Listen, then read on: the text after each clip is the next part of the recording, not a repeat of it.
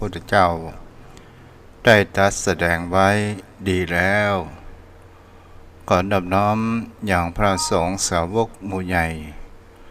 ผู้มีทิฏฐิอันหมดจดและงดงามโดยเสียงกล่าวของข้าพเจ้าและขอถวายความเคารพนอบน้อมไว้สามายังครูบาอาจารย์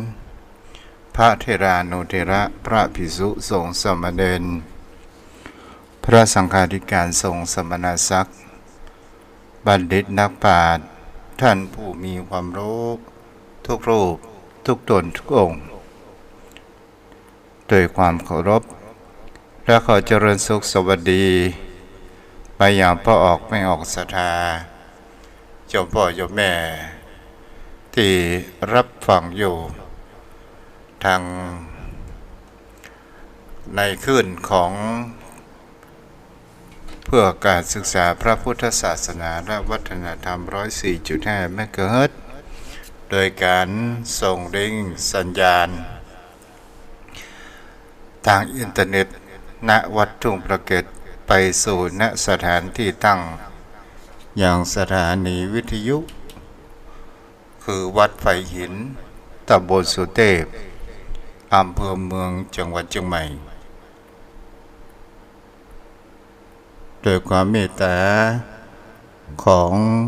ท่านอาจารย์พระครูสมุวิศวัตร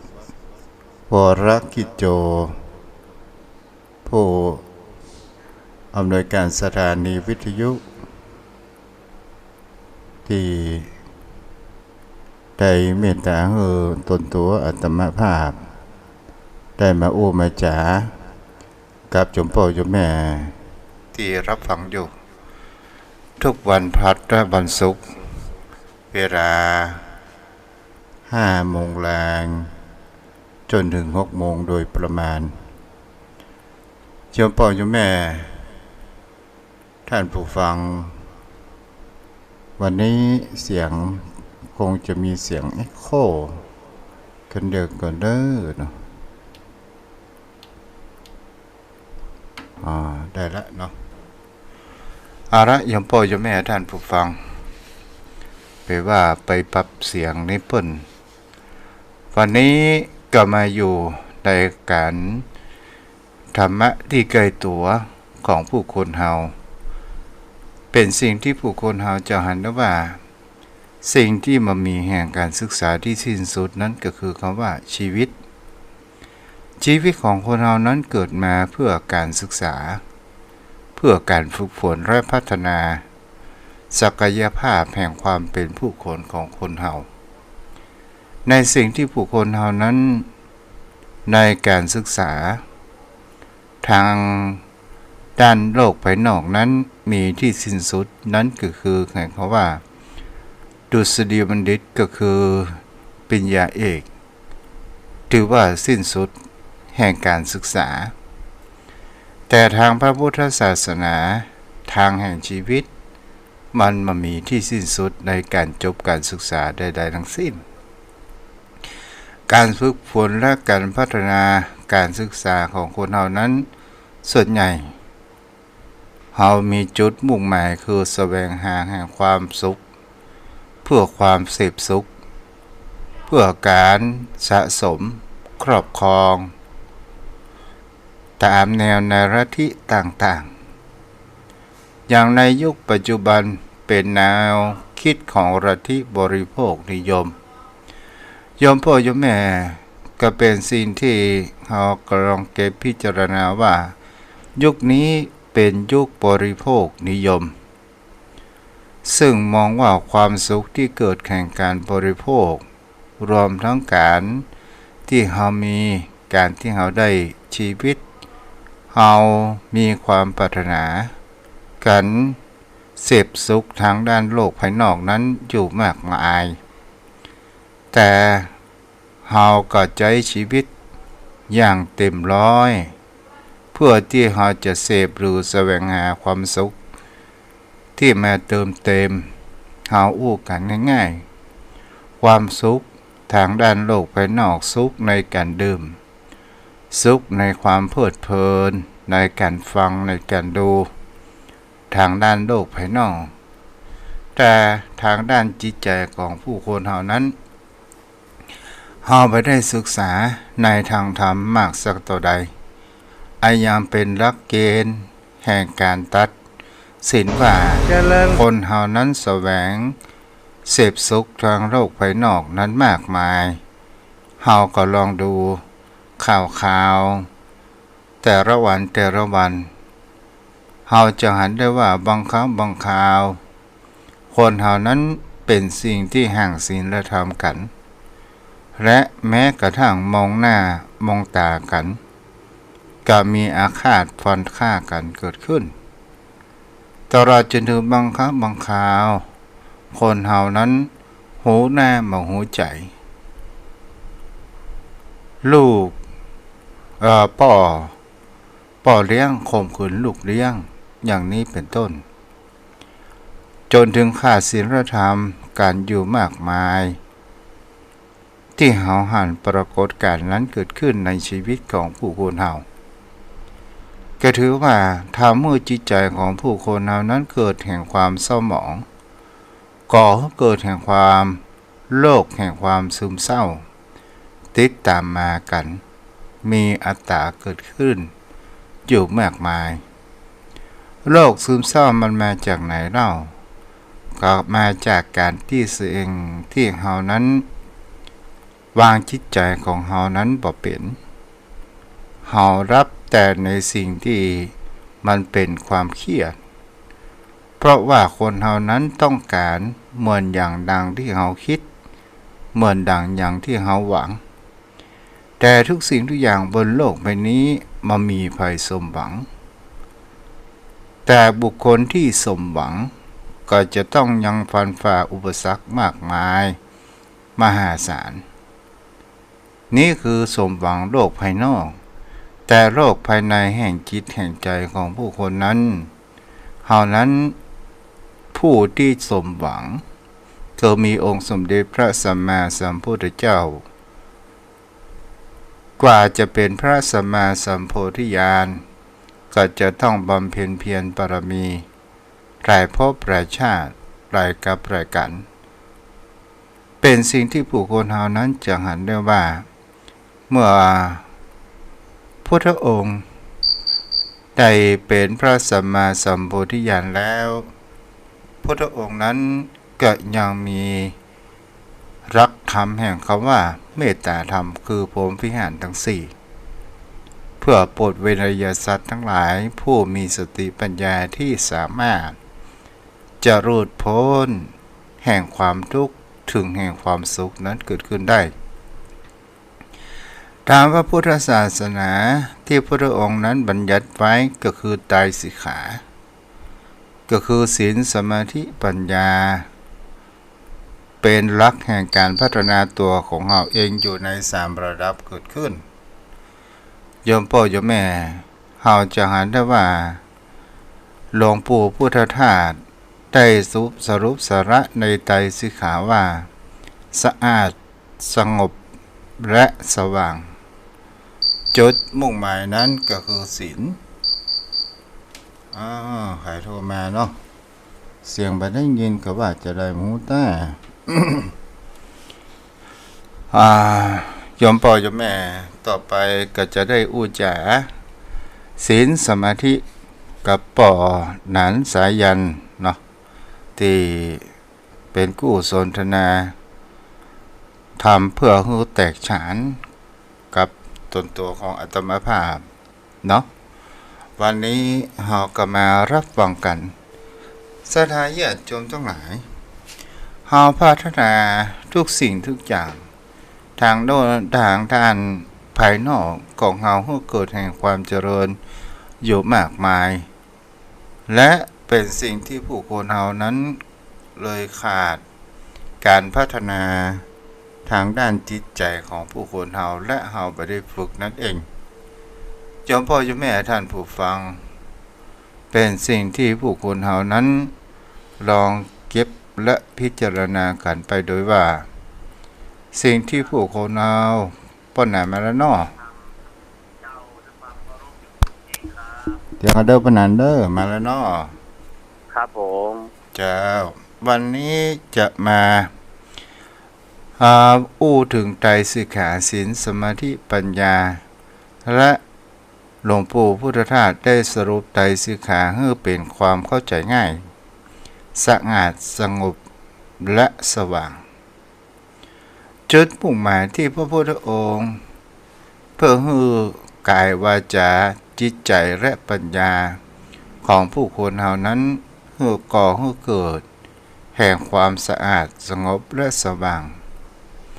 จุดมุ่งหมายของศีลที่พระองค์ได้บอกไว้ตรัสบอกไว้ให้กับหมู่เฮาทั้งหลายว่าการที่เฮาการประพฤติศีลนั้นมันจะก่อให้เกิดแห่งความ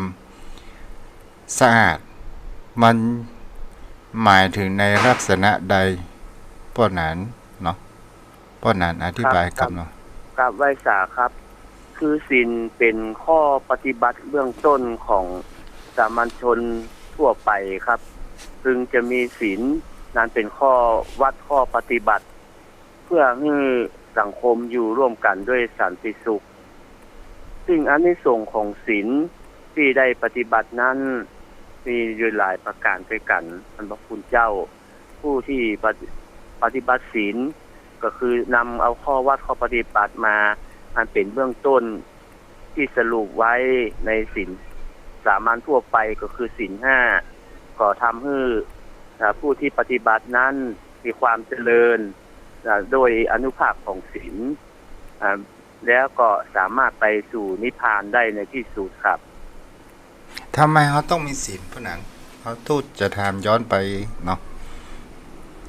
เพราะว่าศีลเป็นข้อพึงปฏิบัติข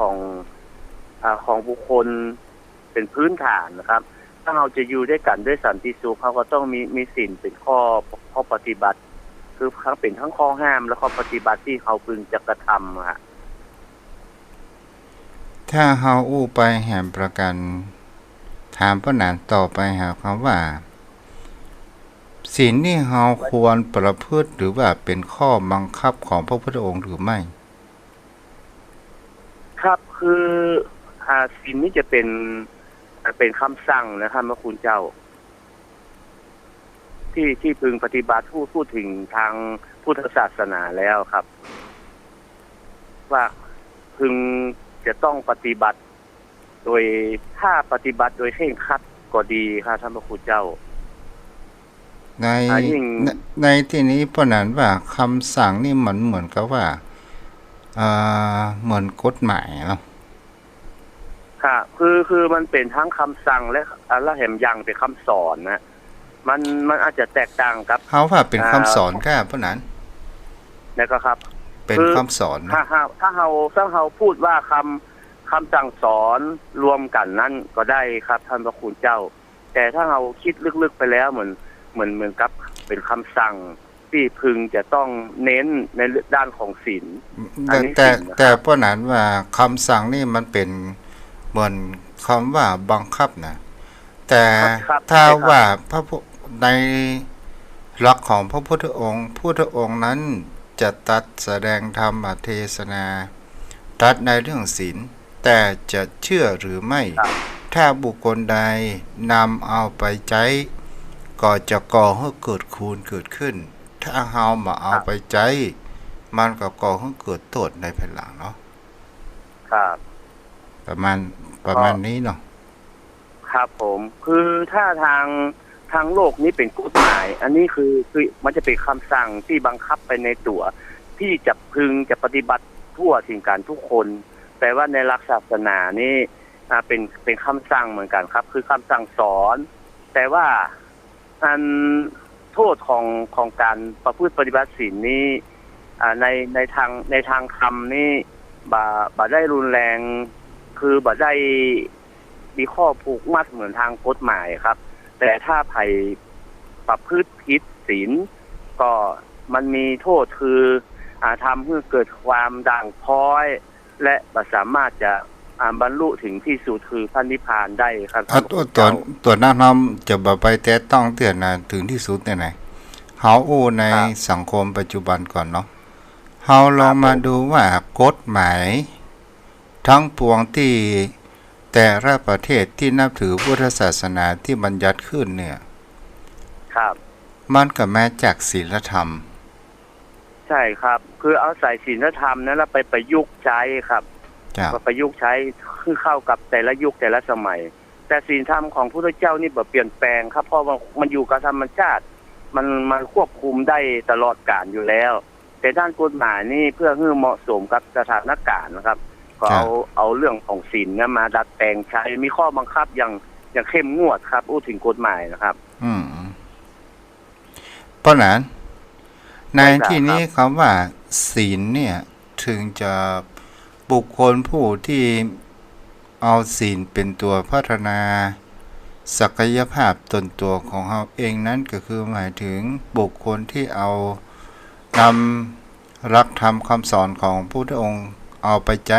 ศีล5เป็นเบื้องต้นเนี่ยถ้าเรามีได้ทั้งหมดทั้งมวลก็เป็นสิ่งที่ดีสุดท้ายจะโยมพ่อโยมแม่เฮาก็ลองดูว่าทำไมคนเฮานั้นถึงต้องมีศีลเล่าก็เพราะว่าถ้าเฮาหม่มีศีลก็มันก็จะเป็นยุควิสัญญีก็คือบาต่างแต่งปะต่างกับสัตว์เดรัจฉานจิตใจของเฮานั้นจะมาหันคุณค่าแห่งรักธรรมคำสอนของพระพุทธองค์เลยเพราะนั้นรีวิยุหรือว่าปิดวิยุกำเนิดครับเดี๋ยวหาสัญญาณที่มันชัดเดี๋ยวเข้ามาปิดวิทยุแล้วก็เลือกหาที่สัญญาณชัดเจนครับได้ครับจ้ะเดี๋ยวตู้จะอู้ไปก่อนเนาะความว่าสิ่งที่คำว่าสะอาดโยมพ่อโยมแม่เฮาก็ลองดูว่าถ้าบ้านจองหอเรือนของเฮานั้นมีความสะอาดสะอ้านมันก่อให้เกิดแห่งความปลอดภัยมันก่อให้เกิดแห่งความเจริญตาเจริญจิตเจริญใจเกิดขึ้นถึงในบ้านในจองของเฮาถึงเฮามีฐานะยากจนแต่บ้านของเฮานั้นเกิดแห่งความสะอาดสะอ้านเป็นสิ่งที่ดีมันก็ก่อให้เกิดมีความเสน่ห์อยู่ในตัวแต่ถ้าว่าบ้านเฮาจะรังน้อยรังใหญ่ก็ตามแต่ถ้าว่าเฮาเป็นคนที่มีความสกปรกรกรุงรังกินในขว้างหั่นบ่าเพี้ยวปะปัดปักหวาดเฮาหันแล้วมันก็มามีความเจริญตาเจริญจิตเจริญใจเกิดขึ้นแถมปอมันก็มามีความปลอดภัยในแห่งคำว่าทรัพย์สินถ้าเฮามีสิ่งของไว้มากๆประการแรกก็คือแมงสาบจักกิ้มแมงป่องหนูจะมาคอยเคาะเร็มในสิ่งเหล่านั้นทรัพย์สมบัติของเฮาสูญหายไปโดยทีละน้อยอย่างนี้เป็นต้นแต่การประพฤติศีลนั้นเป็นสิ่งที่คนเฮาสามารถเอาไปใช้ในชีวิตประจำวันของเฮาได้มันก็ก่อให้เกิดแห่งคำว่ามีสง่าราศีและเฮารักษาศีลอย่างมีความดั่งพ้อยมันจะเป็นตัวก่อให้เกิดแห่งคำว่าสงบคำว่าสงบก็หมายถึงคำว่าเฮาไม่ได้ไปเบียดเบียนภัยไปได้บรังแก้ไขมันก็เป็นเกราะป้องกันตัวของเฮาและเป็นหลักประกันในชีวิตโดยที่เฮาได้ประพฤติศีลประพฤติธรรมจิตใจของเฮาก็ดีอายุของเฮาก็ยืนยาวนี้ก็คือเป็นสิ่งที่ได้สรุปแห่งคำว่าสะอาดสงบก็คือสมาธิปะนั้นปะนั้นส่วนสัญญาณอยู่กันเลย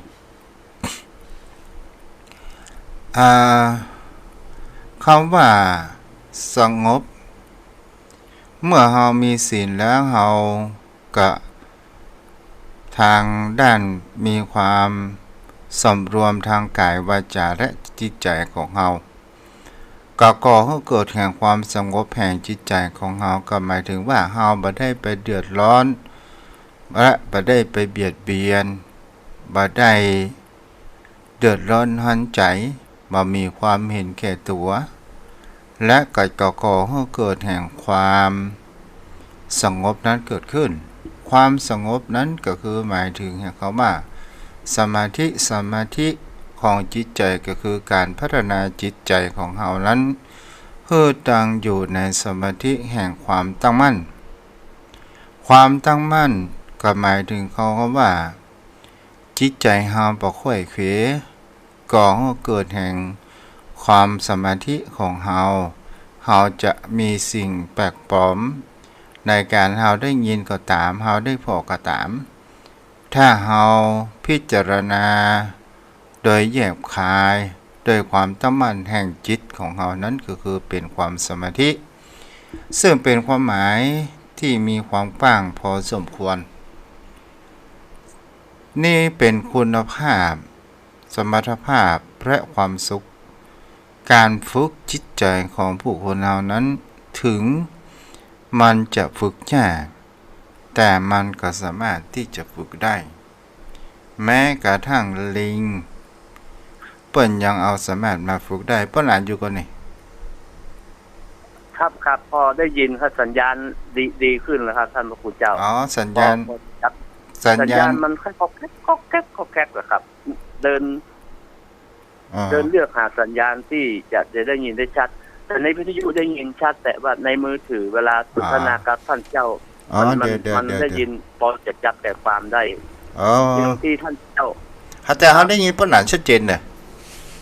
ถ้าในวิทยุชัดเจนในท่านคุณเจ้าแต่ว่าในมือถือโทรศัพท์ผมต้องเดินหาสัญญาณที่มันชัดเจนมันจะก็แก๊กแต่พอจับแต่ความที่ท่านพระคุณเจ้าได้อารมณ์ได้นะครับท่านเจ้าจ้ะ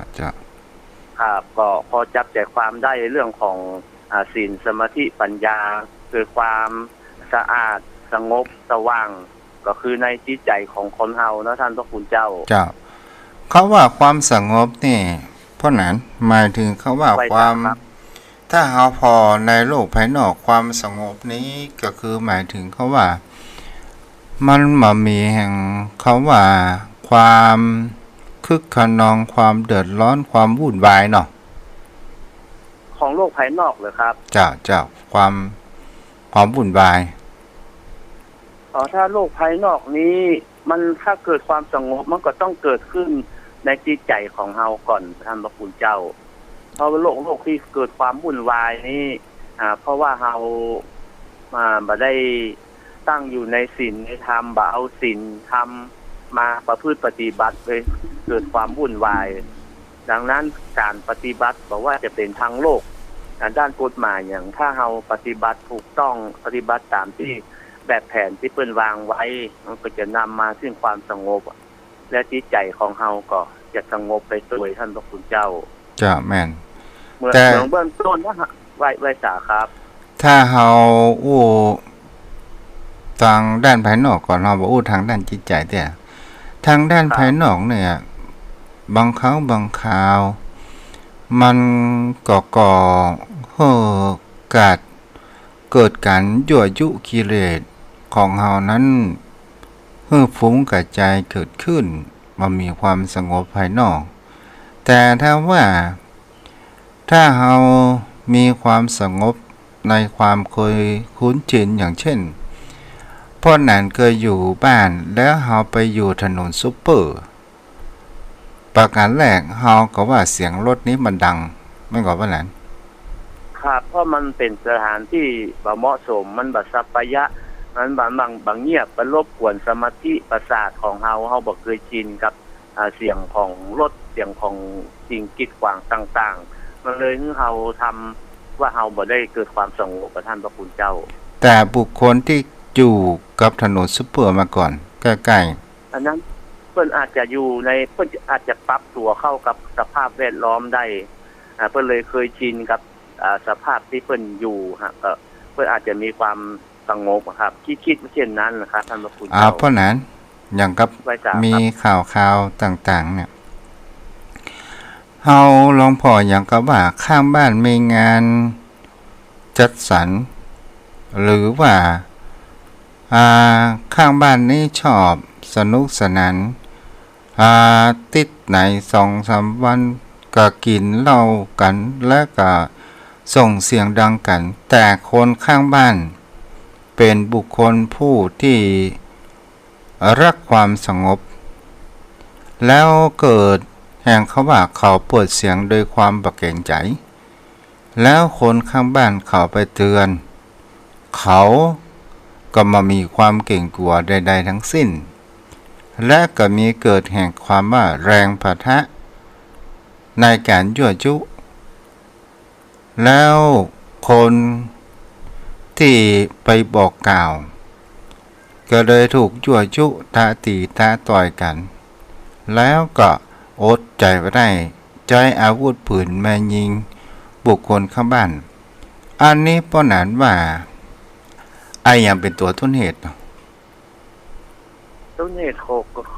ของการทะเลาะวิวาทนี้มันก็ถูกนะครับที่ว่ามีเสียงมารบกวนคืออารมณ์ความโกรธเป็นที่ตั้งนะครับมันบัดสามารถระงับอารมณ์ความโกรธนั้นได้ก็เลยทำให้ทะเลาะวิวาทกันพูดกันแล้วบอกเข้าใจกันเอาถ้ามีจิตใจโอบอ้อมอารีซึ่งกันมันสามารถปรับเข้าหากันได้ท่านพระคุณเจ้าโดยเฉพาะอย่างยิ่งถ้ามันเป็นศัตรูกันมาก่อนแล้วเรื่องเล็กๆน้อยๆมันก็จะเป็นเรื่องใหญ่แต่ถ้าว่าเป็นมิตรกันนี่ก็พออู้เข้าใจกันหรือว่าบอกล่วงหน้าได้แต่เจ้าพอข่าวอันที่ว่าเก็บความแค้นความเครียดมาถึง40 กว่าปีคนเท่าอายุป.70 ปลายแล้วนะที่ทาสีล้ำเขตบ้านน่ะนี่ก็คือจะหาประการหนึ่งก็คือการยั่วยุกิเลสเนาะความทะเลาะกันผมมันทำให้กิเลสที่อยู่ในตัวนะมันฟุ้งซ่านขึ้นมายั่วยุขึ้นมาแล้วระงับอารมณ์บ่อยู่ท่านพระคุณเจ้าและก็สิ่งเหล่านี้ป้อหนานว่าอย่างเป็นเหตุเสี่ยงกาเหตุที่ทำก็คือทะเลาะวิวาทเลยครับท่านพระคุณเจ้านี่ก็คือความโกรธนะครับอารมณ์ครับท่านพระคุณเจ้าก็คือเสียงที่เข้ามากระทบโสตประสาทหรือว่าโสตวิญญาณของเฮาครับแล้วเฮาไปปรุงแต่งที่จิตใจของเฮาและเกิดแห่งคำว่าเฮายึดตนตัวของเฮาว่าเป็นเขามาด่าเฮาและเฮาก็ว่ามีอัตตาว่าเขามาด่าเฮามาเหยียดหยามเฮาและเฮาก็โดนตัวกิเลสความโกรธที่มันเป็นอารมณ์ตัวที่มันกระทบกันแล้วมันก็เกิดแข่งเขาว่าความมืดมาปิดบังความมืดนั้นก็คืออวิชชาหรือว่าความโมโหว่าอย่างมันจะเกิดขึ้นข้างหน้าคือหมายถึงเขาว่าเฮาหมานผลเฮาหันแต่เหตุและเหตุนั้นก็หมายถึงว่าเขามาด่าเฮาจนทะเลาะวิวาทและเฮาเกิดอารมณ์เกิดแห่งความพลาดพลั้งจะตีจะต่อยจะฆ่าอย่างใดก็ตามตอนสุดท้ายเมื่ออารมณ์ของเฮาสงบเพราะว่ากิเลสมันเกิดขึ้นเวยและมันหายเวยตอนสุดท้ายเมื่อเฮามีสติแล้วเฮาก็มารู้ทีหลังว่าโอ้กูสลัมได้ทำลงไปเสียแล้วเพราะว่าจิตของเฮามันขาดสติและปัญญาที่จะคอยกำกับและดูแลมันหมายความว่านายทวารบาลหรือว่ายามผู้รักษาโดนศัตรูนั้นรอบยิงเฉือแล้วก็ก่อให้เกิดความว่าผู้ร้ายสามารถเข้าบ้านเข้าจองและเอาทรัพย์สินของเงินทองนั้นไปได้ครับคือยามนั่นก็คือสติที่เฝ้าดูขาดสติขาดความรู้ตัวขาดโยนิโสมนสิการในการพิจารณาโดยแยบคายจากอารมณ์ที่มากระทบ ในในตัวของเฮาก็คือที่มาครับกระทบทั้งตาหูจมูกลิ้นกายใจและการสัมผัสกระเทิมทำให้เฮาบ่ได้แก้ด้วยเหตุด้วยผลใจอารมณ์เป็นหลักเหตุที่เกิดขึ้นอย่างท่านพระคุณเจ้าว่าสร้างความเสียใจและกินแหนงภายหลังแต่เหตุมันเกิดขึ้นแล้วมันก็ได้ดับไฟที่ต้นเหตุทำให้เกิดความเสียหายขึ้นภายหลังได้ครับท่านคุณเจ้าแล้วสิ่งที่มันเป็นสิ่งที่การกระทำผลของการกระทำของคนเราแล้วเนี่ยมันก่อให้เกิดมามีความสงบทางด้านจิตใจอย่างในปัจจุบันที่เราหันข่าวที่เปิ้นไล่ยับผู้ต้องขังที่หนีคอกเนาะครับเพราะนั้นก็เพราะว่าถึงหนีได้แต่ก็บ่ถึงได้ที่สุดมันก็จะต้องเป็นสิ่งที่ดำเนินชีวิตแบบปกตินั้นบ่ได้แล้วก่อให้เกิดแห่งความวุ่นวายก็คือลูกน้องติดคุกติดตารางไปต่างๆนานาคนที่หนีก็บ่สบายใจต้องหลบซ่อนๆและคนที่ติดตามเจ้าหน้าที่เกิดความวุ่นวายไปด้วยสาเหตุที่คนหนีคุกนะครับพระคุณเจ้าเกิดความเสียหายทั้งทรัพย์สิน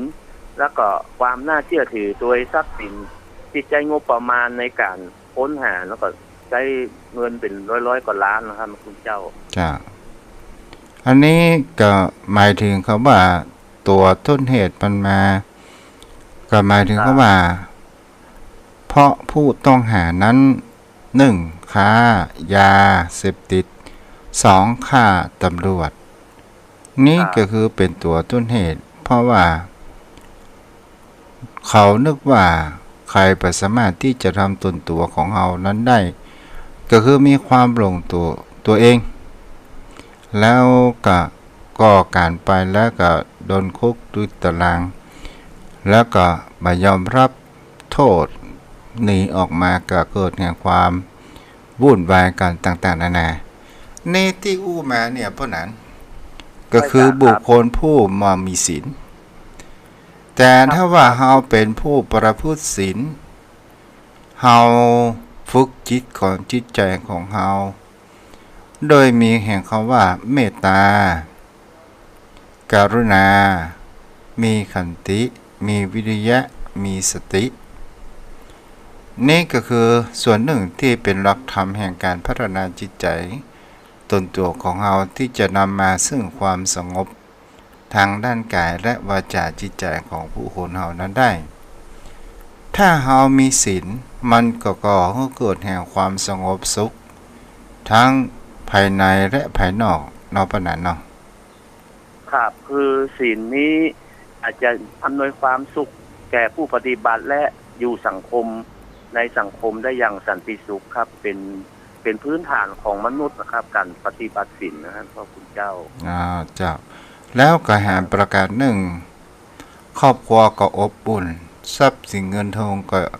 ทรัพย์สินเงินทองนั้นมันก็อยู่ครบเนาะครับถ้าปฏิบัติศีลแล้วทุกอย่างครับแม้แต่เจ้าหน้าที่ก็ต้องเปลืองงบประมาณโดยกฎหมายก็บ่ต้องมีการจ่ายได้ถ้าเรามีศีลนะครับศีลนี้ควบคุมไปทั้งโลกเลยครับศีลไปควบคุมการเป็นอยู่ของมนุษย์ได้ทุกสังคมทุกชนชั้นเลยท่านพระคุณเจ้าถ้ามีศีลเป็นข้อปฏิบัตินะครับจ้ะเพราะนั้นแห่งประการหนึ่งสิ่งที่ควรเฮาแก้ไขปัญหาในชีวิตในสิ่งที่พระองค์ตรัสไว้บอกไว้ว่านี่คือทางสงบอันนี้คือทางความวุ่นวายต่างๆนานาเกิดขึ้นแต่ผู้คนเฮาบ่สามารถที่จะประพฤติได้และชอบในการเบียดเบียนเห็นแก่ตัวต่างๆนานาเพราะว่าอะไรอย่างท่านพระคุณเจ้ามันเป็นคนเฮาเนี่ยโดยความเป็นอยู่ครับคือมีกิเลสมีตัณหายึดมั่นในความโลภความโกรธความหลงหนทางที่ผู้เข้าองค์ได้ชี้แนะนำแนวทางนั้นเป็นหนทางที่อยู่ได้สันติสุข แม้กระทั่งในโลกนี้และดำเนินไปสู่พระนิพพานได้บอกหนทางทุกอย่าง โดยที่คนที่เกิดมาภายหลังนะมันต้องมาลองผิดลองถูกครับพุทธองค์ได้ชี้แนะนำแนวทางหนทางในการปฏิบัติเพื่อให้สันติสุขทั้งตนเองและผู้อยู่และผู้ที่อยู่ร่วมกันอยู่แล้วแต่ผู้คนเฮาเนี่ยบ่ได้ปฏิบัติตามแนวคำสอนครับออกนอกลู่นอกทางแม้กระทั่งว่าการเข้าสู่อริยมรรคนะครับตั้งแต่โสดาบันถึงอรหันต์มีอยู่ครับตราบใดที่คำสอนยังมีแต่เฮาบ่ไปเองเฮาบ่ไปตามเส้นทางที่เปิ้นวางแนวทางไว้เฮามันออกนอกลู่นอกทางโดยสาเหตุหลายประการครับโดยมีกิเลสเป็นตัวนำมีอวิชชาครอบงำบ่ได้ประพฤติปฏิบัติโดยแท้จริงครับเลยบัดถึงพระนิพพานบัดถึงหนทางแห่งความสุขเป็นถึงอริยะที่นักปราชญ์ทั้งหลายได้ถึงแล้วครับท่านครูเจ้าเหมือนกับว่าทุกไวสาครับถ้าเฮาอู้ไปแล้วเนี่ยที่พนานอู้มาก็หมายถึงเขาว่าโลกในปัจจุบันเนี่ยมันมีความสะดวกสบายและมีความยั่วยุกิเลสของเฮานั้นมันง่ายเกิดขึ้นและแถมประการหนึ่งเพราะนั้นเพราะว่าเฮาลองพอว่าจิตของเฮานี่เนี่ยมันเหมือนกับละอ่อนที่มีพี่เลี้ยงชอบตัวใจนั้นก็คือเจตสิกเนาะที่มันเกิดขึ้นเจตสิกคืออารมณ์ที่เกิดขึ้นการปรุงแต่งตัวปรุงแต่งมันตัวใจจิตตัวใจละอ่อนเกินไปพี่เลี้ยงตัวใจละอ่อนเกินไปหารว่าเปิ้นจ้างมาดูแลและก็บ่ได้ฝึกปือดัดนิสัยละอ่อนบ่สร้างละอ่อนคือเป็นคนมีน้ำอกน้ำใจบ่มีแก่ความว่าแบ่งปันให้กับคนอื่นละอ่อนก็เลยมีความเห็นแก่ตัวเมื่อมีความเห็นแก่ตัวแล้วก็ชอบที่มาแบ่งปันสิ่งของกินของฝากของใจของใส่ของเล่นต่างๆนานากับบุคคลอื่นนี่ก็คือหมายถึงคำว่าเขาก็มีแห่งคำว่าอุปทานละว่าเป็นของเขาเองจิตใจของเฮาก็เหมือนละอ่อนที่ได้อุปมาที่ผ่านมาเนาะครับอย่างท่านเจ้าอุปมาได้ชัดเจนครับเพราะว่าเฮาตัวใจกิเลสเกินไปเฮาทำให้ตัวของเฮาเนี่ยลุ่มหลงไปในทางที่ชั่วครับโดยอำนาจของตัณหาอุปทานการยึดมั่นอันแท้ที่จริงแล้วอย่างท่านพระพุทธเจ้าเหมือนคนเลี้ยงละอ่อนนะครับมาตัวใจนักคือละอ่อนเนี่ยก็มาถึงร่างกายสังขารของเฮาแต่ว่าผู้เลี้ยงก็ไม่พึงสติสัมปชัญญะที่คอยควบคุมแต่เฮาตัวใจมันไปเฮาลงไปในทางที่บดีบ่งามในสภาพแวดล้อมที่เป็นลุ่มหลงทั้งที่ก็รู้อยู่ว่ามันเป็นสิ่งที่ชั่วแต่ทำอยู่บางทีก็โดยรู้เท่าบ่ถึงการบางทีก็ขาดสติปัญญาพิจารณาอย่างลึกซึ้งครับเลยบ่ทำให้ไปถึงจุดปลายทางก็เป็นผู้ที่ลุ่มหลงต้องเวียนอยู่ในวัฏสงสารอยู่นี่ครับเฮาก็หันโลกในปัจจุบันนี่ก็ยังหันเนาะที่พ่อแม่ตัวใจลูกคนไปเลี้ยงลูกเหมือนตังเทวดาตอนสุดท้ายมันเป็นมาดาบฟันคอพ่อแม่หมายถึงว่าเขานั้นกลับมาข้ามมาเขแล้วก็ไปว่าให้พ่อแม่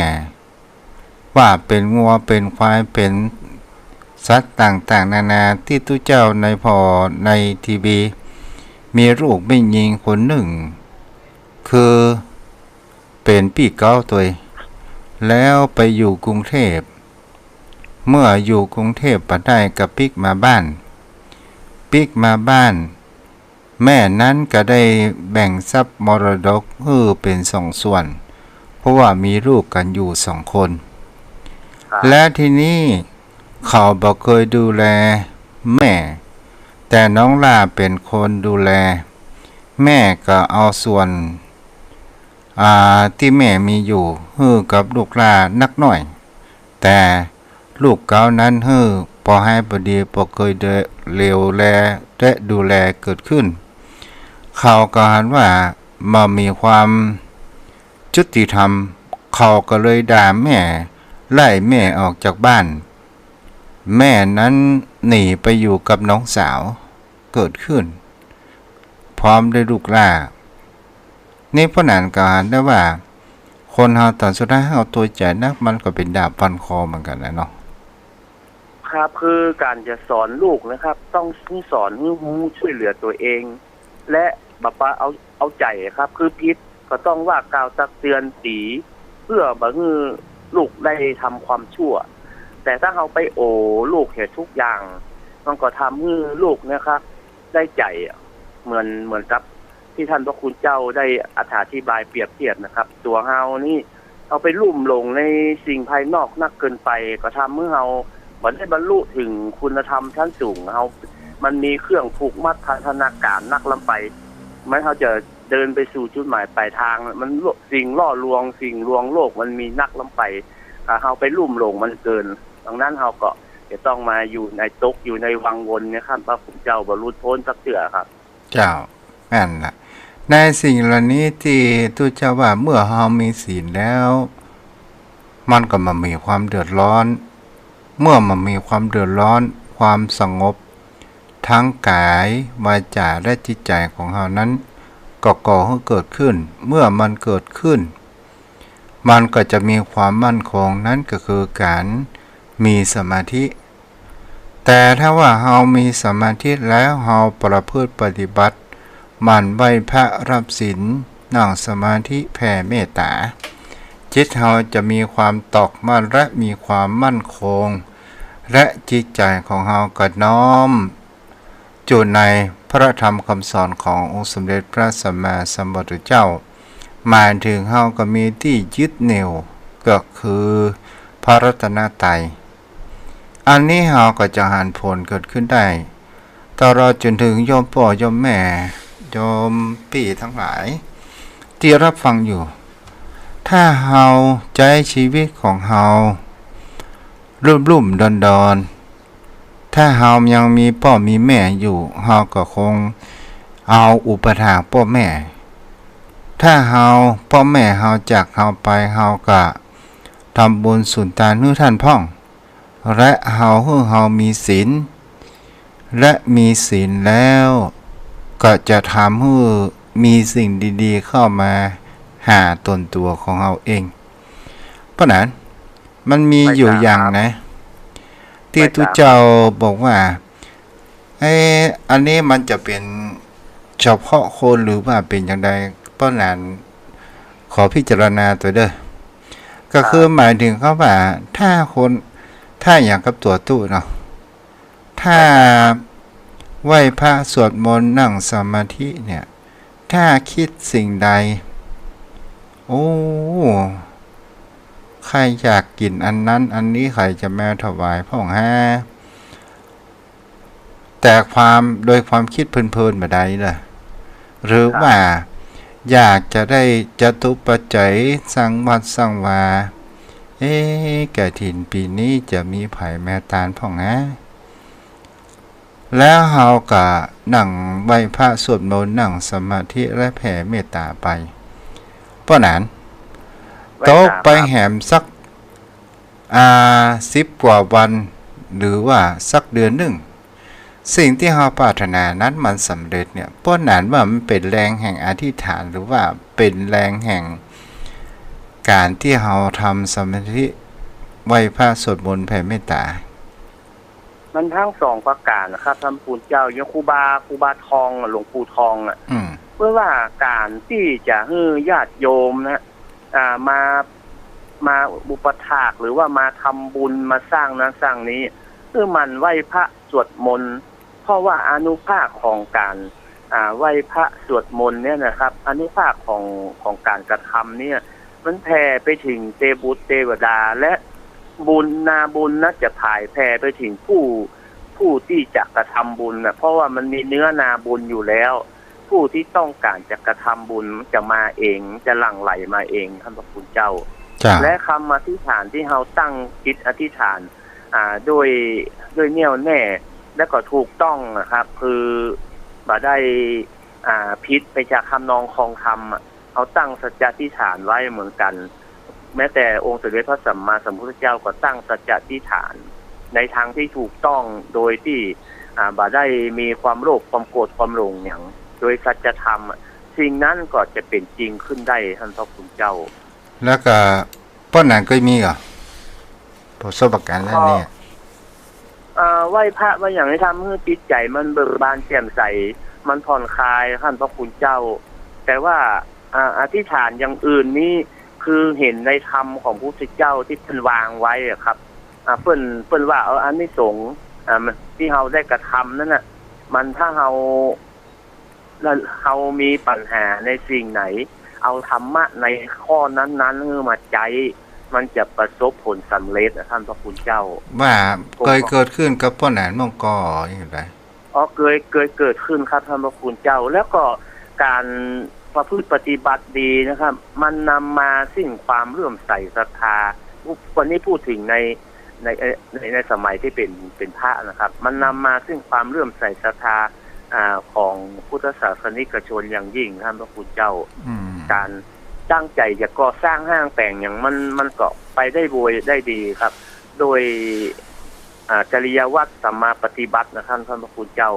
อันนี้เป็นสิ่งที่เชื่อถือได้ครับอันนี้ผมยอมรับครับและพระคุณเจ้าที่เพิ่นกระทำกันแต่ละวัดแต่ละวานะครับพระคุณเจ้าไหว้พระสวดมนต์ทำวัดอย่างอยู่ในศีลในธรรม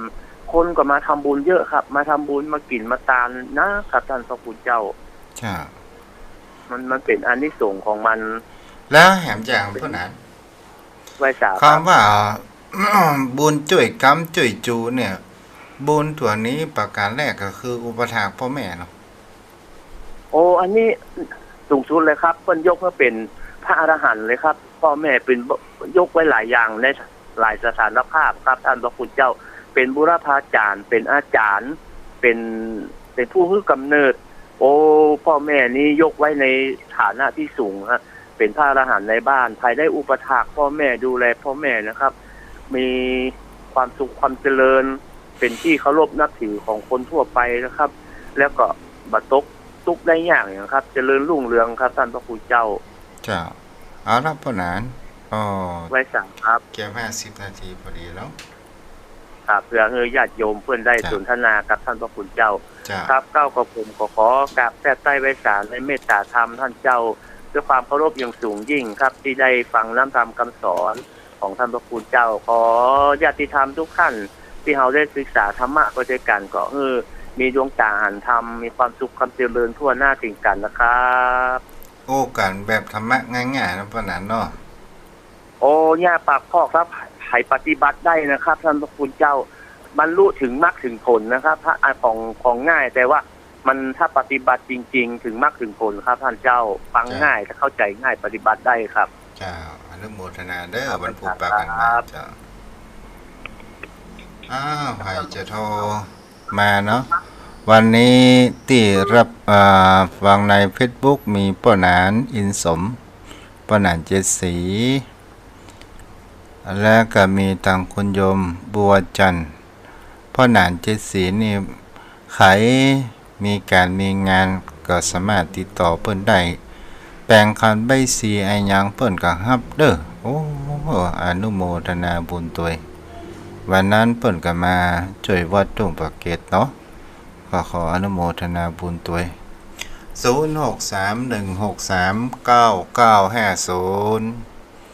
0631639950โทรเข้ามาได้เด้อแม่อ๋อยรับฟังอยู่สาธุอนุโมทนาแต่คืนกับแม่ก็รับฟังอยู่เหมือนกันเนาะอนุโมทนาบุญเด้อ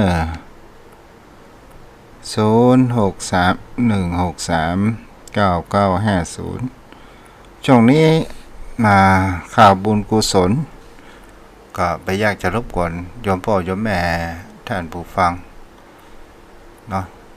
เรามีจุดมุ่งหมายคือในการเผยแพร่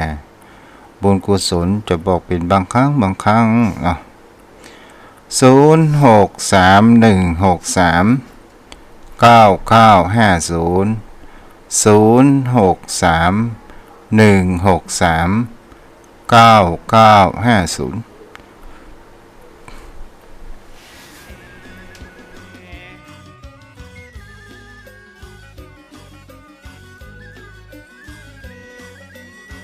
วัดทุ่งปากเกร็ดหรือปากเกร็ดคำเป็นวัดโบราณเก่าแก่สมัยสงครามบ้านเมืองย่ำแย่ถูกพม่ายึดของเมืองเขาวัดเขาว่าบะเลือหักเงาเห็นข้าตุเจ้าตนบุญห่มเหลืองสมัยขาดฟ้าเจริญรุ่งเรืองพม่ายึดเมืองเชียงใหม่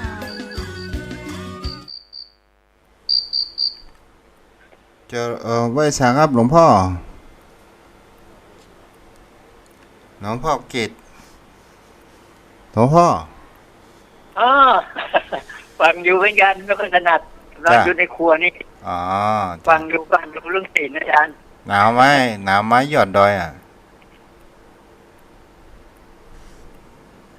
จ้าวางละ0631639950เจริญพร ไหว้สาเจ้า เจ้าแม่อยู่ฝางเนาะ แม่บัวคำแม่งอนขี้เล็กฝางเจ้า เจ้า ฟังม่วนดีนะเจ้าเข้าใจดีนะเจ้า เจ้าเข้าใจดีนะแม่เนาะเจ้าเข้าใจดีเนาะ เจ้า เจ้า ชอบแม่ขานเจ้า เจ้าดีละหนาวล่ะต้องฟังอ่ะ ก็หนาวอยู่เจ้านะ เจ้าบุญรักษา ฟัง ได้ ตลอดนะเจ้า เจ้า ฟังทุกข์นะ เจ้าบุญรักษาแม่ต้องขึ้นสีขาวเนาะที่ได้ก็ทิ้งส่งสัญญาณไป0631639950วันนี้ดักปิ้งยินบวยเฮ้ย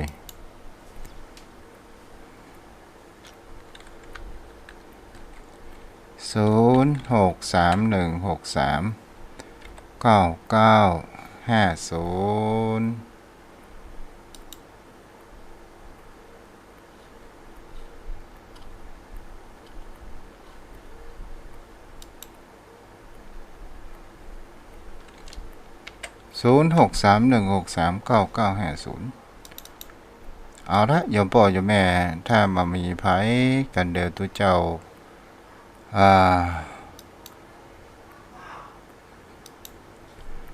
จะได้อำลา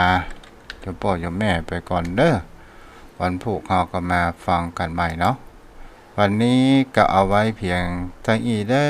โยมพ่อโยมแม่ท่านผู้ฟังจนยืนตรงเคารพธงชาติเนาะเจริญพร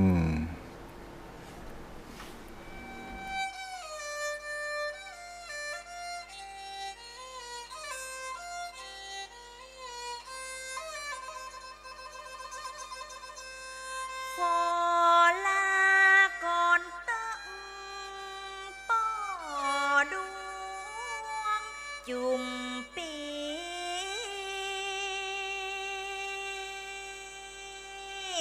หลับดี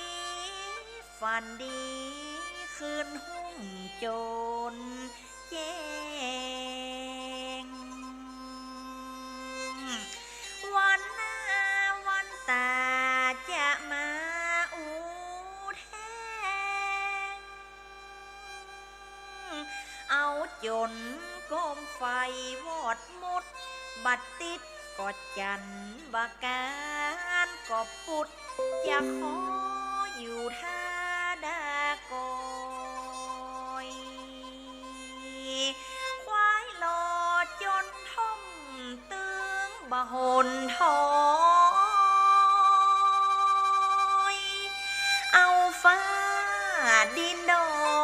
สักขีตีอ้างอย่าขอฮักนายบ่ไม้ผาข้างเปรียบเหมือนเดือนดาวอยู่ฟ้าอย่าฮักเมินนานจนแก่งุมว่าบัลละภาคหน้าหนีไป